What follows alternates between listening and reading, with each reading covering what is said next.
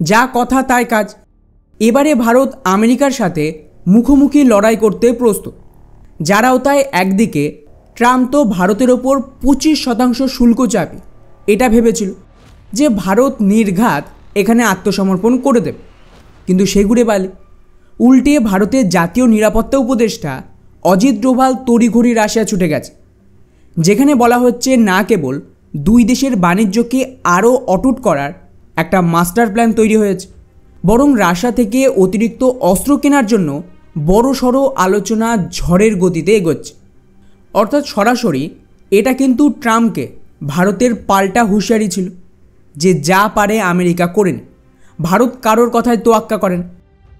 আর শুধু তাই নয়, পরিস্থিতি এখন তো এমন জটিল মোড় নিয়েছে যে আমেরিকার রাশিয়ার মধ্যে নিউক্লিয়ার চুক্তি ভেস্তে গিয়ে সরাসরি পারমাণবিক সাবমেরিন মোতায়েনের খেলা শুরু হয়ে গেছে। ফলে এমন একটা উত্তপ্ত আর নাটকীয় মুহূর্তে অজিত ডোভালের রাশিয়া সফর, আর তার ঠিক পরেই আমাদের বিদেশমন্ত্রীর রাশিয়া যাওয়া, এটা কি বড় কিছুর ইঙ্গিত দিচ্ছে? অন্যদিকে ভারতের ওপর শুল্ক বসাতেই রাশিয়া আমেরিকাকে কি জবাব দিয়েছে, আর কিভাবে ভারত রাশিয়া একজোট হয়ে আমেরিকার শিরদাঁড়া ভাঙার পরিকল্পনা করছে, সব রহস্যের জবাব পাবেন আজকের এই ভিডিওতে।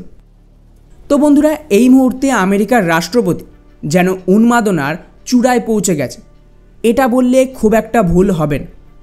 ইতিহাসে এমন বিশ্বনেতা কখনো দেখা যায়নি, বিশেষ করে আমেরিকায়, যিনি শুধুমাত্র শত্রু দেশ নয় বরং নিজের মিত্রদের সঙ্গেও একসাথে যুদ্ধ ঘোষণা করে বসেছে। এমনটা কিন্তু তখনই ঘটে যখন কোনো দেশের অর্থনীতি এতটাই খারাপ হয়ে গেছে যেখান থেকে ফিরে আসার কোনো পথ খোলা থাকে না। এই কারণেই ডোনাল্ড ট্রাম্প ভেবেছিল কোনোভাবে যদি বাকি দেশগুলোর ওপর ট্যারিফ চাপিয়ে ভয় দেখিয়ে তাদের থেকে নিজের শর্তে চুক্তি আদায় করা যায়, তাহলে হয়তো আমেরিকার এই আসন্ন বিপর্যয়, যাকে আপনারা ডি-ডলারাইজেশন বা ডলারের আধিপত্যের পতন বলে জানেন, সেটা থেকে হয়তো কিছুটা নিস্তার মিলবে। কিন্তু মজার ব্যাপার, এই চালই এখন ট্রাম্পের গলায় ফাঁস হয়ে দাঁড়িয়েছে। বড় দেশ তো দূরের কথা, কোনো ছোট দেশও আমেরিকার সাথে চুক্তির টেবিলে বসতে রাজি হয়। ট্রাম্প নিজে ঢাকঢোল পিটিয়ে বলেছিল ভারত, চীন সবাই নাকি চুক্তি করে ফেলেছে, কিন্তু পরে স্পষ্ট হয় যে সব কিছুই শুধুমাত্র হাওয়াবাজি।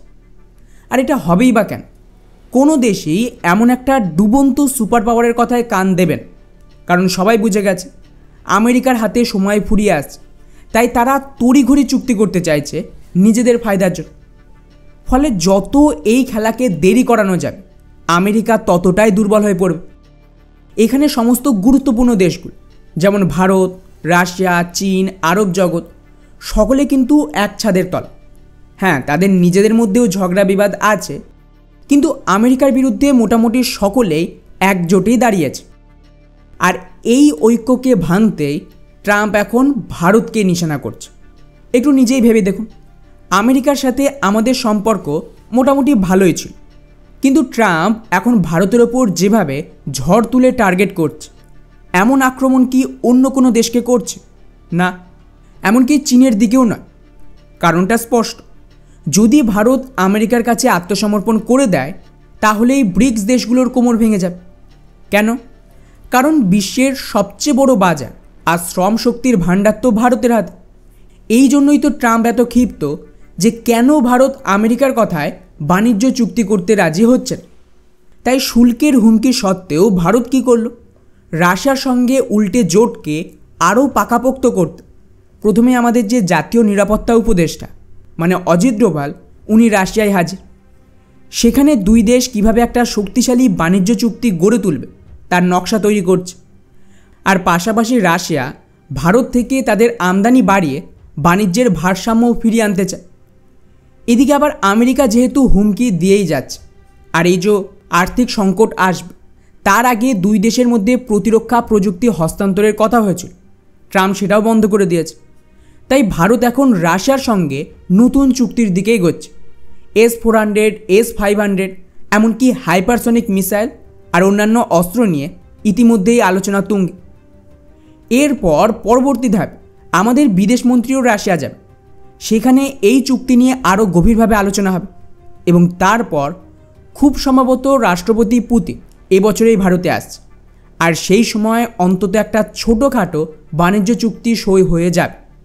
এটাই এখন মূল লক্ষ্য। অন্যদিকে একে থামানোর জন্য আমেরিকা কি করে? প্রথমেই নিজেদের দুটো নিউক্লিয়ার সাবমেরিন রাশিয়ার দিকে পাঠিয়ে দেয়।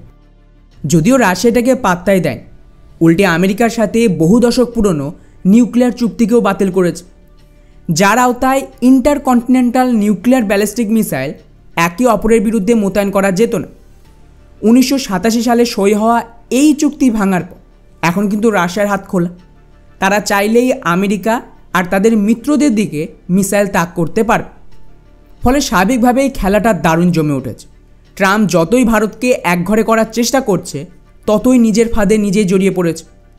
এখন দেখার অপেক্ষা যে এই চাপের মুখে ট্রাম্পের পরবর্তী চাল কী হয়।